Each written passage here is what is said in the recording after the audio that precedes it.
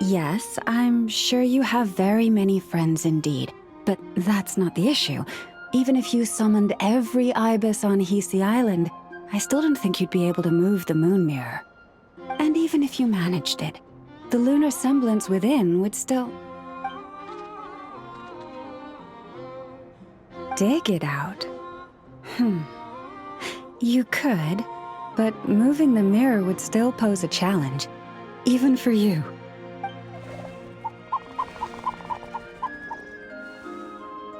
Huh? You really can summon every ibis on the island if that's what it takes? And you, on the other hand, think this plan is a joke, even if the ibis gets its entire family involved? Wow! Things are really kicking off over here. Looks like we've got a weasel thief and a heated argument with a bird.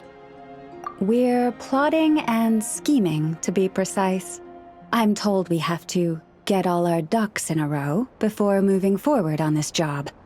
But my co-conspirators disagree quite strongly on the best approach, and they're not exactly being diplomatic about it. Choice words have been spoken. All right, I believe you. I'm sure you do have friends in high places. Although, where did you learn to speak like that? From a short girl with a metal arm and a hat. Oh, of course you can keep talking like that so long as you enjoy it. But be sensible around her, okay? Don't copy everything she does.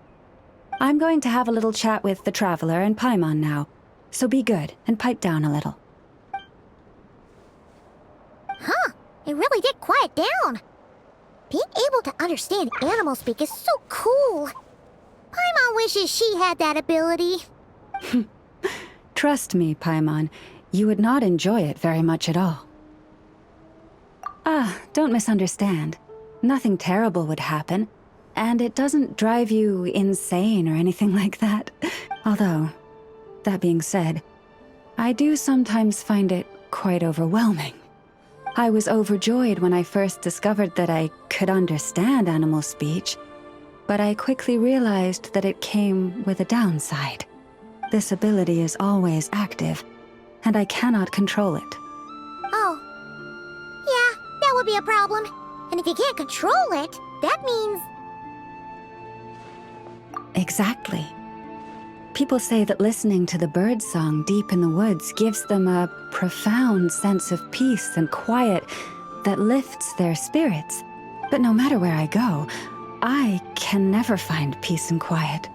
When I stand in the forest, I hear the chatter of the wildcats, the rabbits, the rhyme-horned deer, the chic badgers, and the long-plume ibis. They argue loudly about who's to blame for damaging whose roost, or which part of the woods the best twigs come from. Alright. Guess talking to animals isn't all it's cracked up to be. Waking up to the sound of birds chirping is pretty nice, but replace that chirping with bickering, and suddenly it doesn't seem so appealing. As for me, I've lived with it so long that I'm used to it now. In fact, it would probably be quite an adjustment if I woke up one day and couldn't hear the finches discussing which cup in which house makes for the best bath. Yes, plotting and scheming. Thank you for reminding me. I got a little sidetracked. Although, now that the Traveler's here, we might just have the solution to our problem. No, just you will suffice. This job involves breaking into a storage room by undoing the seal created with the moon mirror by a previous moon chanter. But for someone of your talents, I'm sure it will be a simple task. Don't worry, I'm sure you'll be fine. Come, let's go. Here we are. What you see now is the moon mirror, within which the lunar semblance is sealed. Oh, must be a pretty precious statue if they went to all this effort to steal it away. Will there be some traps inside? You know, the kind that send arrows flying out if you step in the wrong place? Do not worry. This little one did some scouting for me ahead of time. The seal does not contain any such fatal traps. Oh, nice. That's good to know. And yeah, that sounds like a job for a weasel thief. That's true. Each time I ask it for help, I have to pay it 1 mora more the next time we meet. Huh, what a thieving little weasel! Oh wait, that tracks. But considering that it's helping you keep watch on the lunar semblance, it might need a name change. How about... Weasel Guardian!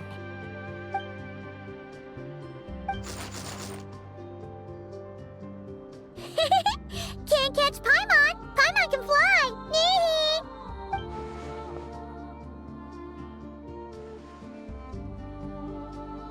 Come on, be nice to our guests.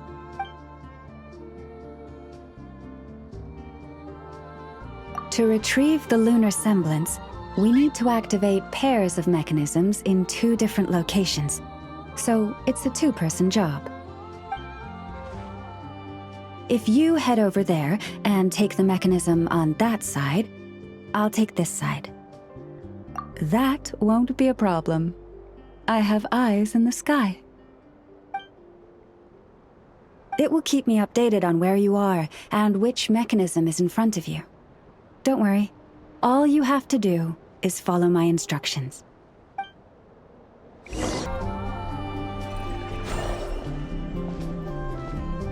Wow! What a huge statue!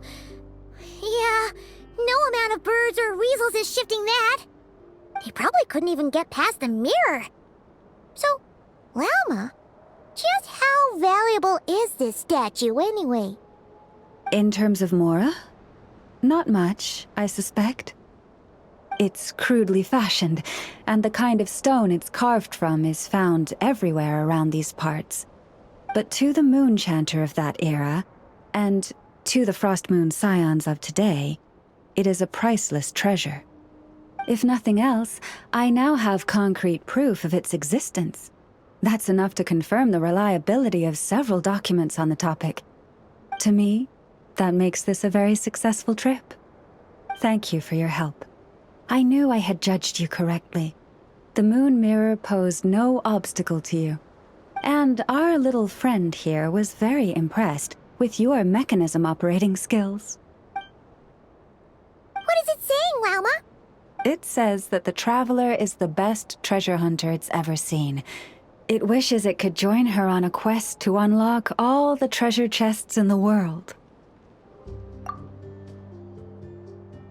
From now on, I'll call on you if I ever find a treasure chest I can't crack. Okay. Bye then. Didn't even give us a choice in the matter. Don't worry, it won't come knocking on your window every day with a mora coin in its jaws trying to drag you off on a treasure hunt. And it certainly won't be visiting your room in the dead of night, moaning about locks it can't pick. Uh-oh. We better make sure to lock all our doors and windows before we go to sleep tonight. Relax. That weasel's only a child. It means no harm. It's just more talkative than most. All right, let's head back. It's almost time for dinner. Oh, and we still need to figure out how to get this statue back to our library. It seems like I'll need a little help from my friends, after all.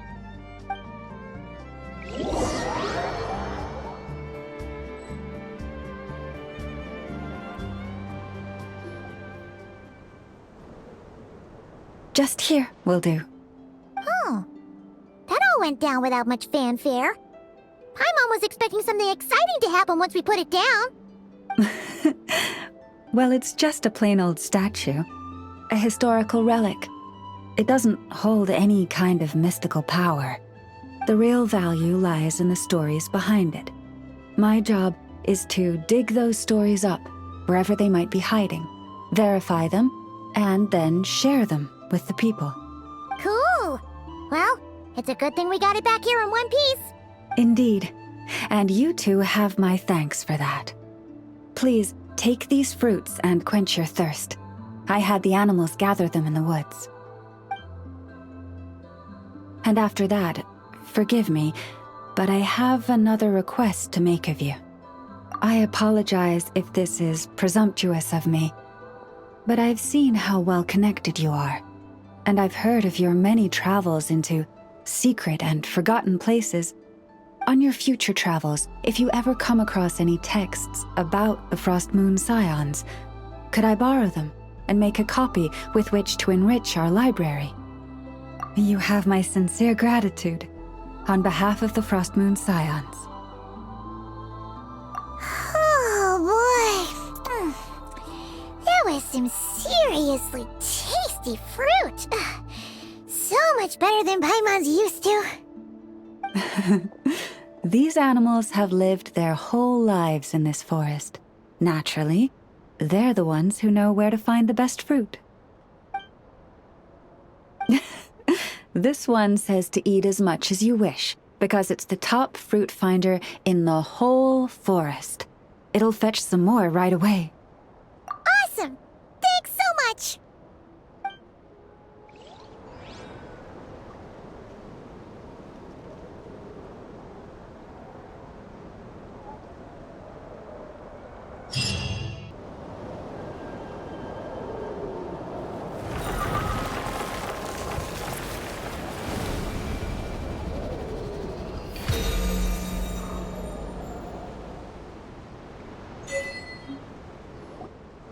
Well, I think we can now say that the Grand Library is complete. Next, we'll need to find somewhere to put the bird stands, cushions, and deposit boxes. Ah, hello there, traveler, Paimon.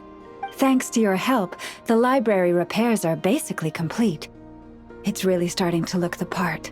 What about that other stuff you just mentioned? Are you planning on putting all that in the library too? Yes. That said, it's too big of a job for me to handle alone. I was planning on getting some of our more skilled artisans to help out. The Grand Library is open to humans and animals alike. Since we have furniture for humans to sit down on, there should naturally be some for the animals too. Huh. Yeah, that does kind of make sense. Those are the ones I used to use when the little animals came to talk to me about their struggles. I'd originally planned to make some new ones, but some of the animals are nostalgic for the older items, so we brought them along too. Wait, animals tell you their struggles? Like a therapy session? Kinda sounds like an ice bathhouse for animals. This is one of my duties as Moonchanter. I would not call it hard work. And it's true. All living things have a need to feel heard. I have always encouraged everyone to come to me without reservation, whatever troubles they may be facing. Hiding your thoughts deep in your heart will not solve anything. In fact, it often makes the problem worse. Oh, well, I've never looked at the numbers, but my sense is that the animals consult me more often. After all, my daily routine is more or less the same as that of my people, and they don't usually come during work hours. It's only when I have free time that I get the occasional human visitor. Animals, on the other hand, lead very different routines from us. Sheik badgers tend to visit in the early morning hours, while ibises often drop by after sunrise. Finches come in flocks during the afternoon, chirping and chattering away. The rhyme-horned deer visit at dusk, mostly alone, though sometimes with one or two friends. And once night has fallen, I get the odd weasel thief burrowing into my home. Oh, but that leaves you with no time to yourself at all. It truly is. There was one time when a weasel thief stole some pine cones that a group of finches was hoarding. It must have been around 20 finches that flew to my bedside in the dead of night to protest the transgression. I had to ask a sniffer mole who I'd just been chatting with to invite the weasel thief over. It took a lot of work to convince it to reveal where the pine cones were. By the time all parties were satisfied and ready to leave, the sun was up. I slept in till past noon that day. Paimon would have given up and gone back to sleep long before you did. And probably pulled a blanket over her head first to block out the noise. Since they'd taken the trouble to come to me, I felt I had a duty to help them. And the results made it all worthwhile. After getting everything off their chests, the finches went back to happily hopping around, and the weasel thief went off in search of new, exciting treasure. But humans are less forthcoming than animals. Too often, they hide their true feelings in the deepest corners of their hearts. Even those who come to me for guidance, I feel as if they tell me only part of the story, leaving out what truly burdens their soul. Perhaps they are unwilling to say it out loud, to face the real issues head on. Human society often encourages people to hide their true selves. It is not dissimilar to the way that some butterflies hide away in a withered leaf and camouflage their wings to match their environment. Social interactions between humans can be complex and difficult. Everyone has their way of coping, and I don't judge them for it. Nonetheless, suppressing one's true feelings can easily lead to melancholy and depression. Deep-seated issues like that are difficult to resolve, no matter what advice I give. So I had an idea. I thought, what if I could find a way to bring complicated human minds and straightforward animal ones together? Maybe by spending some time around each other, both could experience a new perspective. It was with that in mind that I renovated the Grand Library and turned it into what it is today, spacious and well-ventilated, and open to humans and animals to come and go as they please. Except maybe on rainy days, when they're looking for shelter. But the rest of the time, people can visit whenever they want, to spend time with the animals, browse books, rest, and enjoy the sun. And perhaps the company of our dear animal friends, who will not be driven away by anything they say, might encourage people to open their hearts and share the truth of what lies within. Wow, you really put a lot of thought into this library renovation. Oh, it sounds great to Paimon. Hugging fluffy animals, lounging in a chair all day without a care in the world. Just thinking about it makes Paimon feel all warm and fuzzy. Of course. Your assistance with the renovation works was invaluable. It should go without saying that the Library of the Frostmoon Scions shall always be open to you. Hey, Wilma! We're here to visit. Yeah, boxes piled up everywhere, some of them opened up, loose items strewn all over the floor. Huh, isn't this supposed to be a library? Look, Llama's over there talking to a weasel thief. What are they plotting this time? Let's go see. Be that as it may, we don't have any urgent excavation work for you at the moment, so please, stop digging holes all over the place, all right? That's a good child. Here, this Mora is for you. That's the weasel thief from last time, right? What was Llama saying? Have they found another relic? Hello there, traveler, Paimon. Welcome to the library. Is there anything I can help you with? No. I was just giving the little one a bit of a stern warning. It's been getting a little overexcited lately, and it's starting to bother the community. Its passion for treasure hunting has only grown since we retrieved the lunar semblance. It comes to me all the time, asking when the next treasure hunt will be. I keep repeating that we now have more than enough documents and relics in our library to occupy our research. But alas, yes, but it doesn't quite understand what constitutes a relic, so it simply digs up anything that seems valuable and drops it off here. It has at least promised me that it won't go digging around again, but there's already a big backlog of items from previous digs. There's no way around it. I'll just have to go through and sort them, one by one. Sorry, you two. I'm afraid I won't be able to accompany you on your sightseeing today. Now then, what's in this box again?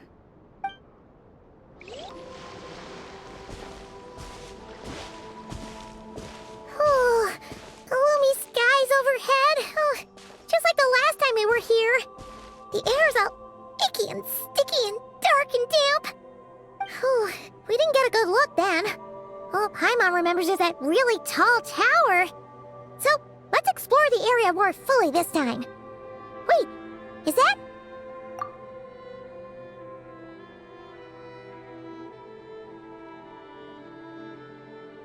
Ah, good day, you two. Assuming I don't have the time wrong.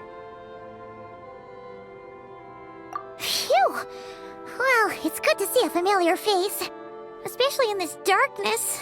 Oof! It really gives you the heebie-jeebies! You needn't worry. This is my humble abode, and the tomb of the Lightkeepers. And while somewhat dark, it is on the whole a safe place. That being said, I rarely receive visitors here, save for the occasional colleague. What brings you two here? Well, to be honest, we just wanted to see where you live. We were in such a rush last time, we didn't get to do a proper tour. I see. In that case, as guardian of the tombs here in the Final Night Cemetery, allow me to extend the warmest of welcomes to you both, on behalf of the spirits who slumber here eternally. Wait, do you mean there really are ghosts here? That is correct. As you may have noticed, this island is dotted with headstones. You might think of it as a veritable necropolis filled with souls. Isn't it a welcoming thought? Not at all.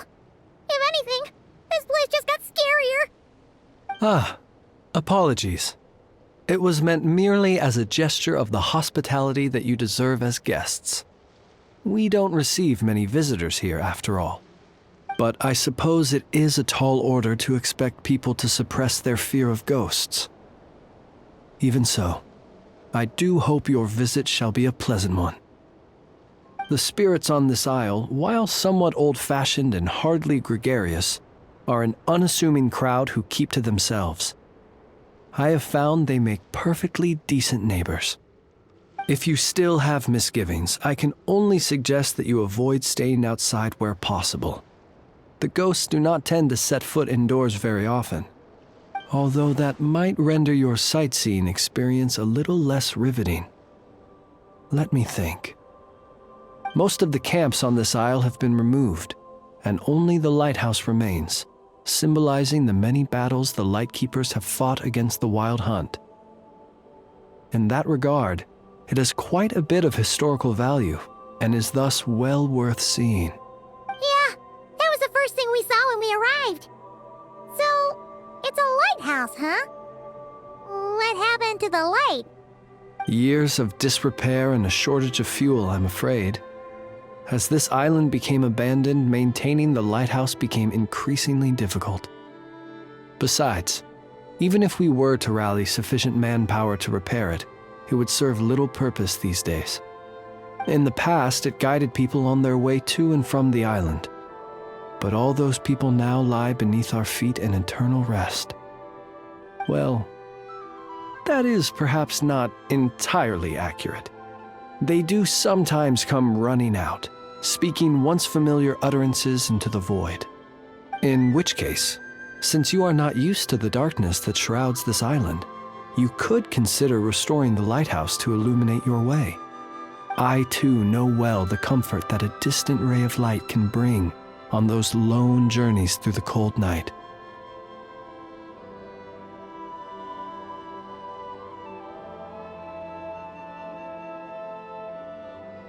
In general, the upkeep is quite an undertaking. It requires regular reporting to Pyramida, which is quite a distance away, and transport of fuel back and forth. The tower and the light themselves also need to be cleaned and maintained. But to simply light it up, you need only add some fuel and activate the lamp. It has merely been in a state of disuse, not disrepair. As such, you should have no issues using it, so long as it helps you. I believe there should still be some backup fuel for the lighthouse stored in an old tent to the north. That should be enough to serve your present needs. And if you should need to find me, I will be in an underground basement on the north side. That's where I will be sorting through my reports. I will meet up with you once I have completed my urgent tasks. Either way, let's try not to get their attention. Let's just grab the fuel and go. The sky is so dark. I'm scared. They're staring at me. You sure took your time, didn't you? Come on, help me shift this fuel. It's almost time for our lighthouse shift. Does he mean... Look at you, shaking like a leaf. You scaredy cat. How you made the cut as a ratnik, I'll never know. Come on, grab your stuff and let's go. Perhaps I'll even tell you a ghost story on the way. What? A ghost telling us ghost stories? Wait, hang on. Was he just trying to scare us? You ever heard of the blue fire? As we all know, when you're out walking out at night, you should never look behind you, and never look all the way down at the ground. Always look ahead into the distant skies. Well, that's because the Wild Hunt watches us from the darkness. They wait for you to lose your way in the fog, and then, when you're at your most vulnerable, they come and take your life. That's why it's dangerous to travel alone in the dead of night.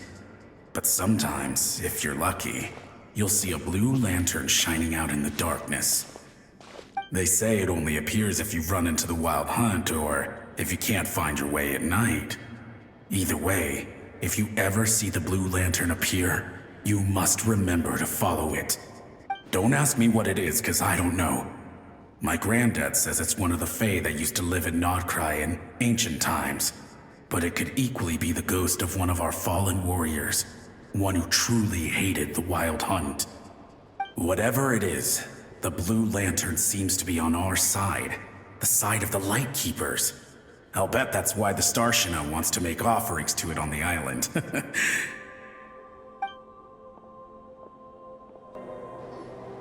Oh, finally, we're here! Let's find where the fuel goes and pour it in.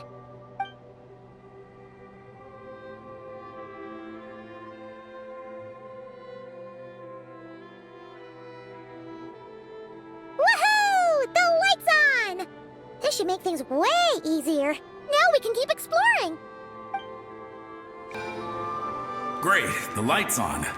Guess I won't have to worry about moving fuel anymore. Hey! It's the ghost from before who was talking about moving fuel. What's he doing over here? The Wild Hunt came. It passed through all the graves. The fog clung to our ears, stuck to our mouths. We couldn't see or hear each other. What's he talking about? Has the Wild Hunt really showed up? Paimon didn't see it at all! To the lighthouse! To the lighthouse! We've got to get a signal to the units outside before they reach us. Don't just stand there gaping. Pull yourself together. Every second we hesitate could mean another dead comrade. Have you forgotten how to send signals? Come on! I've told you before, a Lightkeeper always has to be prepared. We're all gonna die. They'll strip the bones from our spines. Something's off! All the ghosts are coming this way! We too shall cry tears of blood. The Wild Hunt is here! We've got to think of something quick! Okay, we'll try and stall them at the base of the lighthouse while you head up to the top. Up to the top. Signal. Think of something. If you've forgotten how to send signals, check the handbook. We nailed it to the tower for moments just like this. Do not fear, host. Do not fear, host. Don't leave our bodies to the wild hunt. I beg of you. That is no way to die. Death. Wild hunt. Go to the lighthouse. Oh, the ghosts have surrounded the tower. Should we do what they're asking? Sounds like they need us to head up, find the handbook, and use the lamp to send a signal out. Lighthouse. Hope. Everlasting night.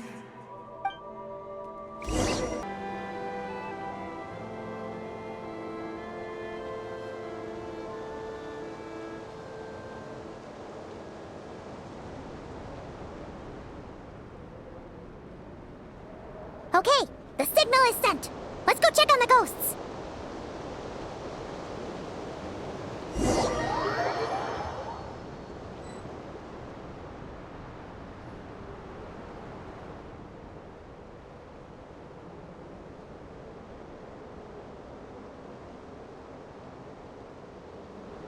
What happened here?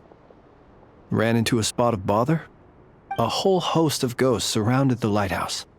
I sent them away to prevent them from blocking the area, and when they saw the lighthouse flashing, they departed. Oh, it was pretty scary. They completely surrounded us and begged us to help them. I sensed it too. This graveyard is bereft of life save for passing birds, the insects underground, and myself.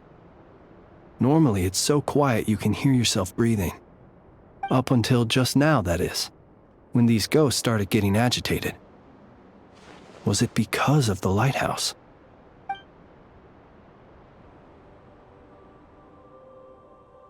They asked you to send a signal out. How peculiar. In my experience, they have never coerced or harmed anyone in any way. This can only mean that lighting the lighthouse has somehow caused a change in them. I must say, this is quite out of the ordinary. The ghosts here tend to stick to fixed areas and repeat words and phrases that meant something to them in life. But now all eyes are on the lighthouse. They have a rather indistinct appearance, but when they fix their yearning strongly on a specific place, I can sense where their cold attention is directed. Consider it a natural talent of mine. As to the cause of this behavior, I do have a theory. Ghosts are the echoes of living souls, a portion of their thoughts and memories that, for certain reasons, fails to enter the ley lines at the moment of their death, and thus they linger on the surface.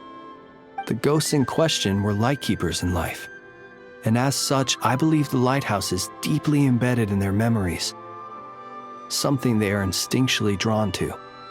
Relighting it must have stirred something in their memories, causing them to depart from their usual behavior.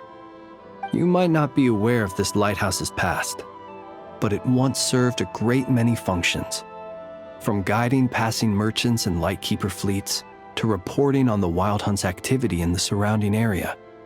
In the days before this was a graveyard, its light was never once extinguished. It came to symbolize the hope and warmth that the lightkeeper sought to bring to Nod Krai. But alas, the light of this historic outpost was snuffed out in a conflict against the Wild Hunt several decades ago. According to our internal records, that conflict cost the island 90% of the troops stationed here. The Starshina of that time eventually decided to send a warning signal to the outside. Wait, a warning signal? So, they didn't use a distress signal and call for help? Indeed. The warning signal saved the nearby merchant fleets and patrolling lightkeeper ships. Without it, they likely would have been pulled into the fighting with little knowledge of the situation. But at the same time, this signal also cut the troops on the island off from any possibility of rescue. The Lightkeeper Oath contains a line that goes as such: "Our bones and blood we shall use as fuel. We shall make life greater than death." It is a line that strikes at the very heart of our principles. Should we find ourselves at a great disadvantage, we are to prioritize the preservation of life and ensure humanity's long-term survival. After all, the Wild Hunt is a never-ending threat, while our numbers are limited. This principle is most cruel to those who must sacrifice themselves, and yet, most of us willingly abide by it. Shoot! So we sent out a distress signal, but what the ghost actually wanted was for us to send a warning signal, right? You feel you unwittingly did something wrong? No, I don't think so. Ghosts are but the memories of people that once were. You may have stirred up those memories, but that is all they are. Those to whom they once belonged are long gone. Still, I can see that you're concerned about them. And truthfully, so am I. If you wish to find them, just follow me. Ah, yes. And please do not be alarmed by anything strange we may encounter along the way.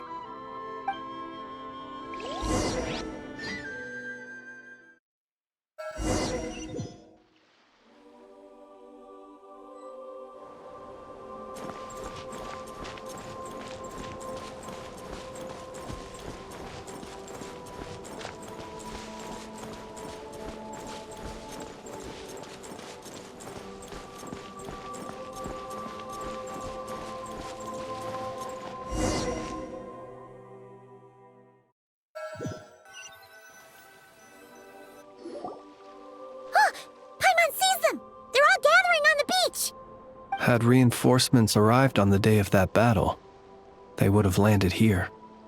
You have to understand that ghosts are hard to reason with. A better way to communicate is to give them key information that might provoke some sort of a reaction. How about this? We'll go in together, but I'll handle the communication. After all, I am not only a lightkeeper myself, but also very accustomed to dealing with ghosts.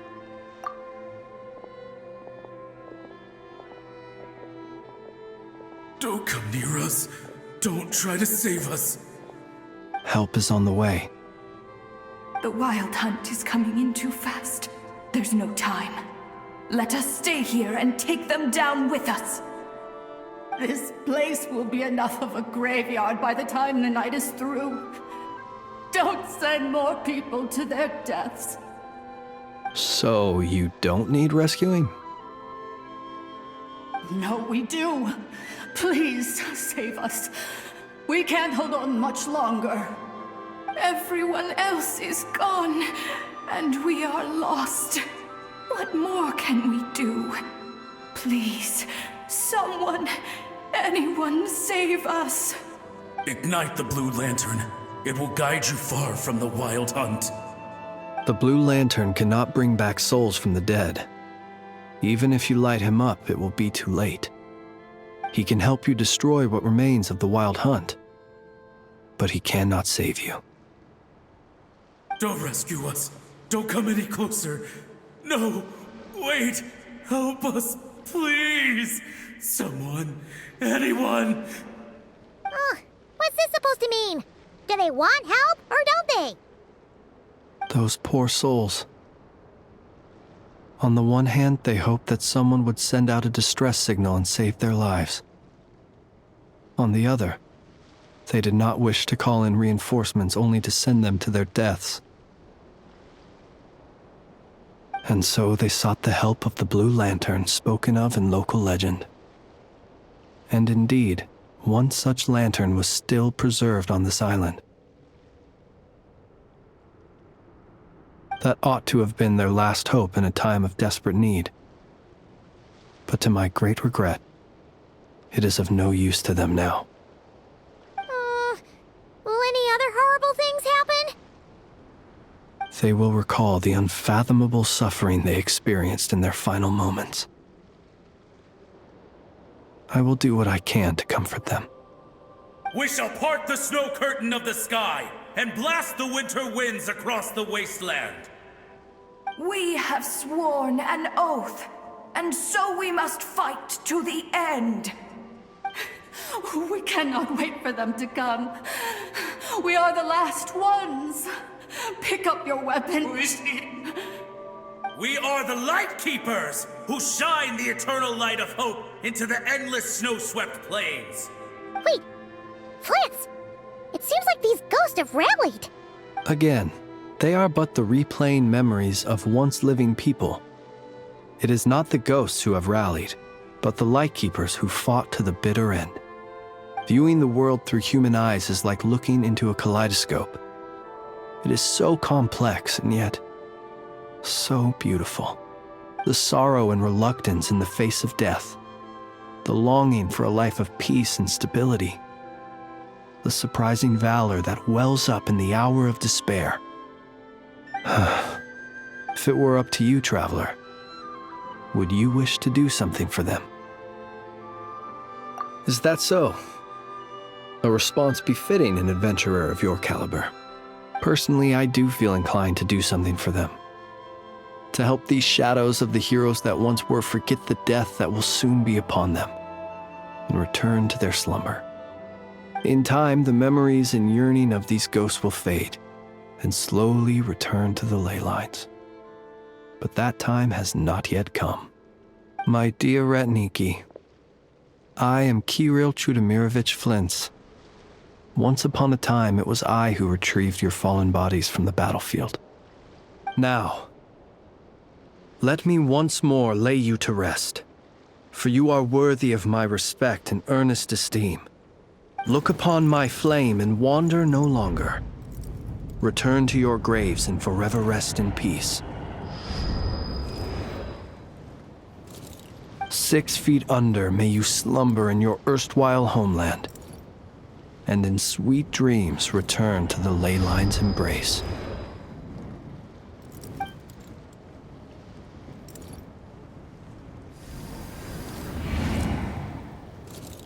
They're gone. Some of their memories and thoughts have been dispersed. The rest will later return to their usual state. To me, they are both warriors whose memories should be honored and my gentle, friendly neighbors. Unfortunately, I did not know most of their names, but my short interaction with them has deposited some of their memories within my flame. At the very least, I know now that the gentleman who moved fuel and loved to tell the tale of the Blue Lantern was named Imo, and the comrade he always called out to was named Itu. Many of the ghosts on this island may have been affected by the Lighthouse, and I'm not sure if they'll all undergo changes like Imo. But if you're in the mood to keep exploring, would you come with me? I'd like to get to know them better still. It would be my honor.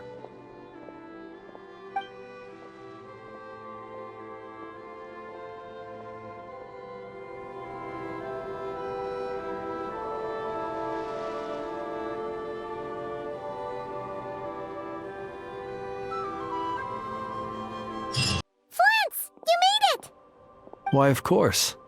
I owe you both my thanks. This lighthouse looks a fair sight better now that it's being maintained. Our pleasure!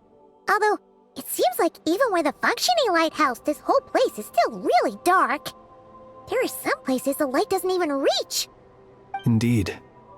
In the graveyard, it seemed as if even time itself had forever paused at the close of the battle that night. I never had any intention of changing this, but it seems that by lighting the lighthouse you have set time in motion once again. If you mean to ask whether I shall be inconvenienced in any way, the answer is no. Life comes in cycles. Even without us, the ghosts that linger here would slowly disappear and return to the ley lines. So do not worry that this lighthouse cannot shine upon every last corner of the island. As the ghosts gradually leave, so too will the fog that envelops the area. The sun must rise eventually. Nothing's going right lately. Is a good night's sleep too much to ask for?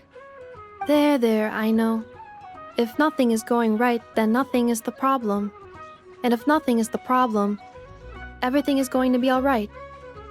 You really think so? You know, Inafa, you've gotten a lot better at comforting people since you went away. I bet it's the Traveler's influence. I could not say, but thank you. Please get some rest.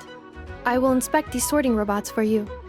I'm gonna gonna give each one a hit on the head with my wrench. I gotta see for myself which one is going haywire. Oh, Traveler! Paimon! It's you! Hi, Aino. Hi, Anefa.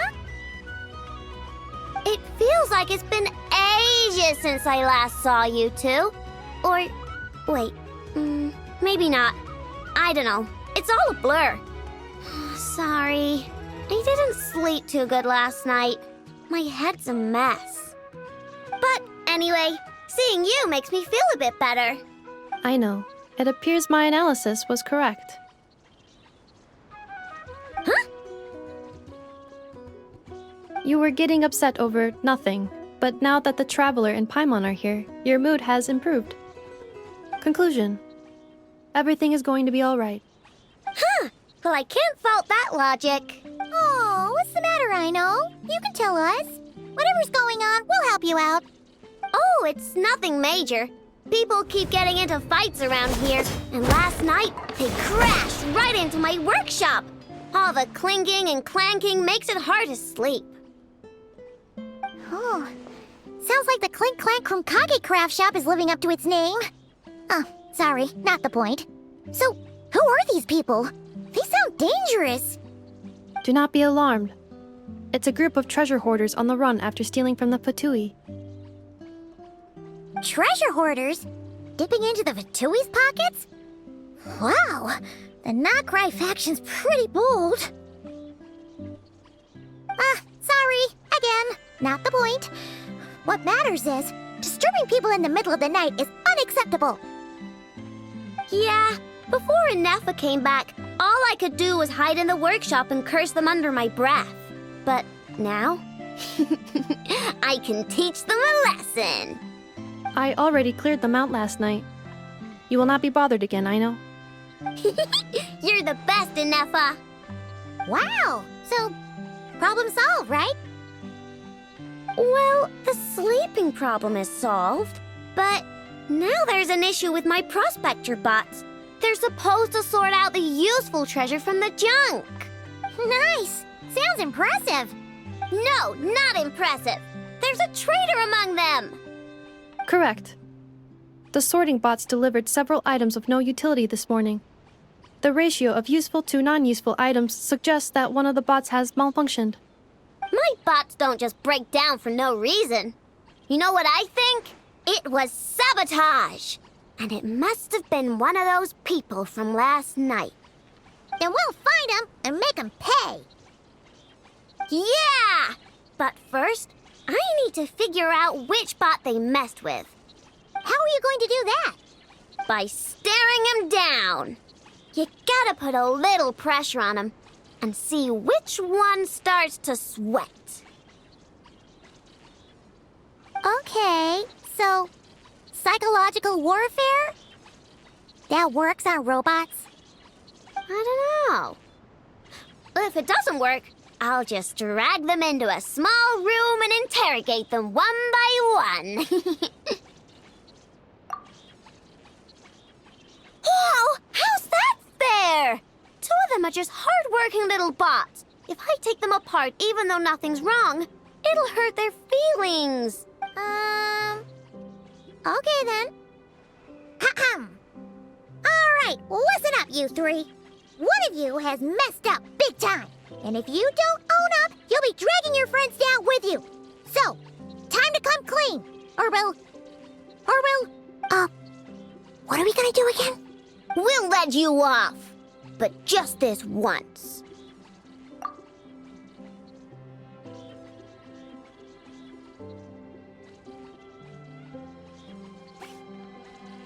You stared them down all right, Traveler. Notice anything off? Yep, that's it. What did I say? A little psychological pressure does the trick. Come on, help me catch him.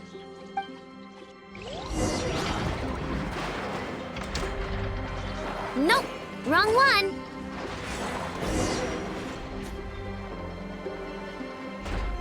Aino! Anefa! We caught him!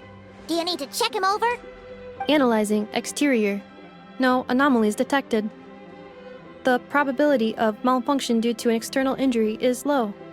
Huh, Must be the processor then. Let me open him up and have a look. Uh-oh! He's on the run again! Catch him!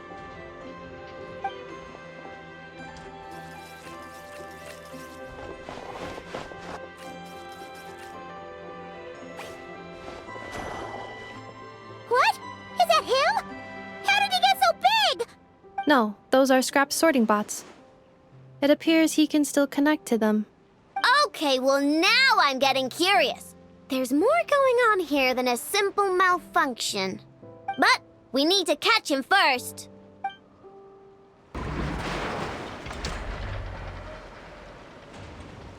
Oh, finally! We caught him!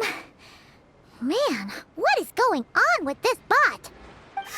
Wouldn't you like to know? Huh? You can talk? I know. Is he supposed to do that? No, it's not possible. I mean, my prospector bots do have a voice function, but it's all preset phrases. There's no way they have awareness like a Nepha. Their cores aren't even a fraction as advanced as hers. But it seems like he can communicate. Could his core have been upgraded or something? Can you mind your own business? Jeez, why is this bot so aggressive? It's like we're the ones being interrogated. Oh, just you wait. If you don't get out of my sight, I'll round you all up and send you straight to the Fortress of Marrowseed. The Fortress of Marrowseed. What kind of place is that?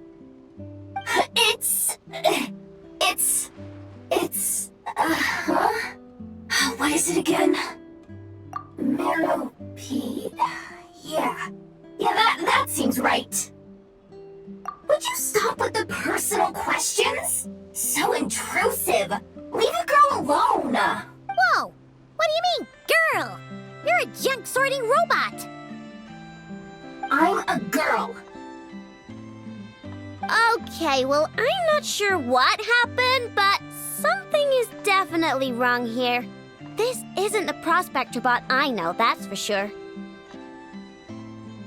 Well, guess the only way to find out is to open you up and see what's going on.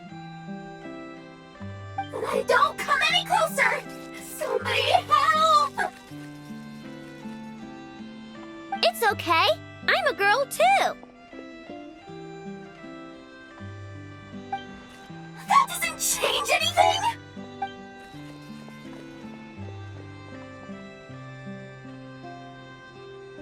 Apologies, Traveler in Paimon. Aino prefers to devote her full focus to solving problems. I believe she needs some time to get to the bottom of this issue. Perhaps it would be best to follow up tomorrow.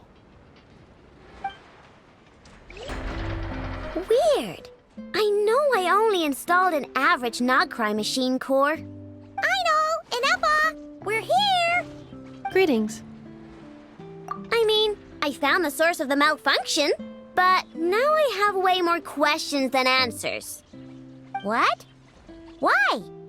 The bot has the wrong core. It is not the one Aino installed originally, but the core of a clockwork mecha from Fontaine. It has the wrong core?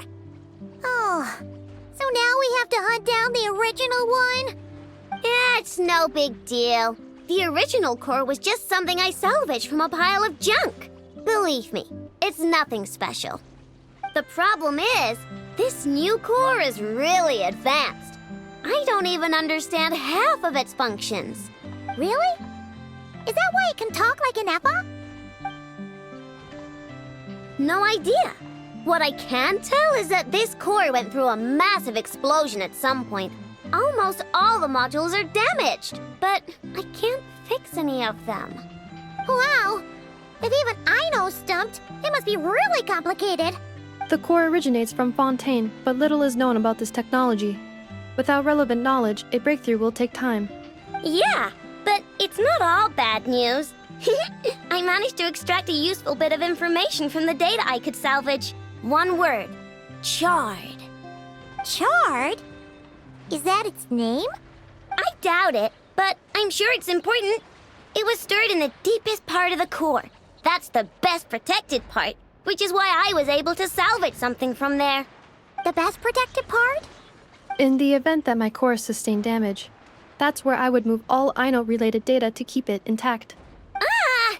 Knock on wood, knock on wood! Your core is gonna be just fine, Inefa. Don't jinx yourself like that. I was engaging in a hypothetical discussion. Doesn't matter, you still gotta say it. Say knock on wood. Knock on wood. Like that? Yeah! Whew, that was a close one. Huh? Anyway, I bet there's other data preserved deep in the core, too. Otherwise, this thing wouldn't be able to talk. And I'm gonna extract it all. Here, data, come to Ino. Man, this core is so mysterious. But if it's so high-tech, how did it end up inside a random prospector bot? Bingo! That's the question, isn't it? Who replaced the original core with this one and why? I mean, even though it's damaged, the research value is off the charts. Bingo! That has to be the answer. You know what happened the day before it started malfunctioning? The Fatui chased a group of treasure hoarders straight into my workshop. I'm thinking the treasure hoarders stole the core from the Fatui and needed a place to hide it. So, they stuffed it in my prospector bot and handed the original core over to the Fatui to smooth things over. Makes sense, don't you think? I'm pretty clever, right, Inefa? Of course. In fact, intel from the curatorium appears to corroborate this hypothesis. Several of Marinette's subordinates were robbed on their way back to Snezhnaya. Although it is unclear what was stolen, the culprits were identified as a group of 3 treasure hoarders. Their leader is a silver-haired woman wearing a hood. As for the remaining 2 members, there is a man with pink hair and a man with purple hair. Wow! So Paimon was right. The local treasure hoarders around here aren't bold. Actually, this group has only been active recently. The curatorium suspects them to be outsiders not local to this area. Who cares? Yehoda said they're just a bunch of small fry anyway. Yeah. If those treasure hoarders really did mean to hide the core in this bot, they're probably gonna come back for it. Let them come. If they're nice, I'll even share my crunkakes with them. And if they're mean, Inefa will give them a good old knuckle sandwich. And if they try to take back the core? I already thought of that. I'm just gonna hide it. Inefa, can you get Little Chard and the others to come over here?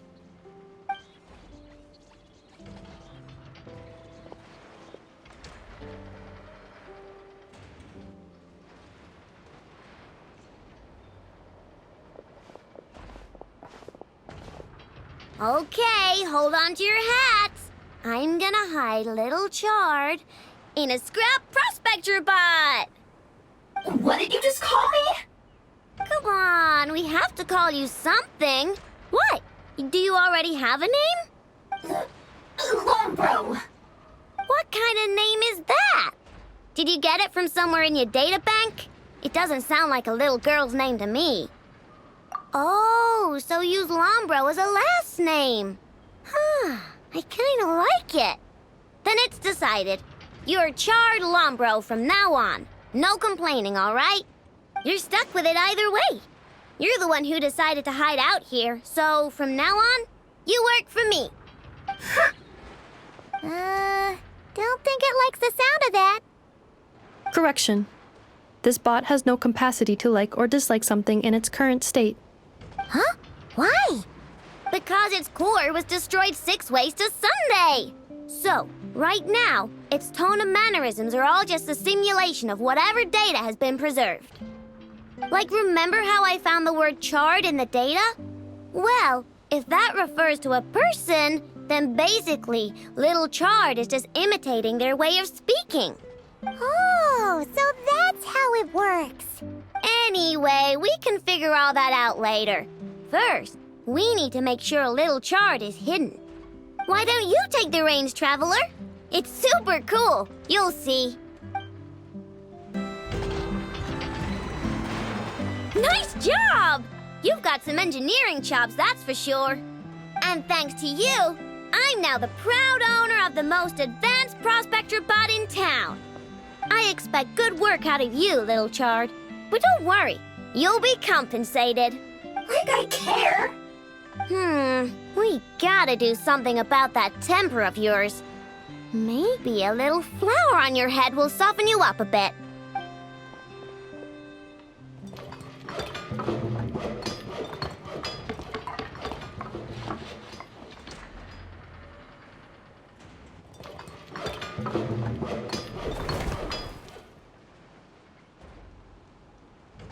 There, much cuter. Oh, that reminds me.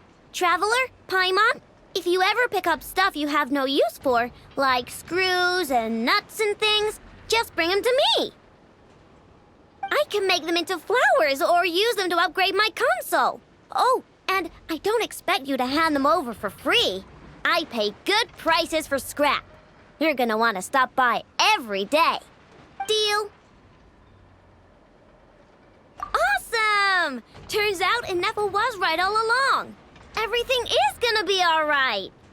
Good luck out there on your travels. I hope everything goes all right for you, too.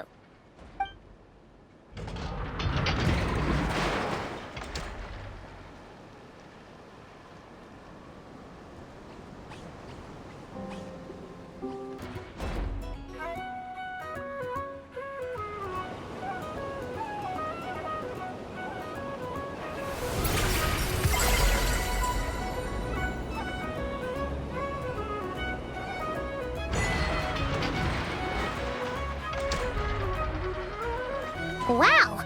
Ino's console has gotten even more advanced. Traveler! Paimon! Got more scrap for me? Thanks. Well, thanks to your help, I can now announce that the Krumgake Craft Shop console upgrade plan is complete. Which means I'm good on materials for now. But don't be a stranger. You can come hang out with me and Ineffa anytime.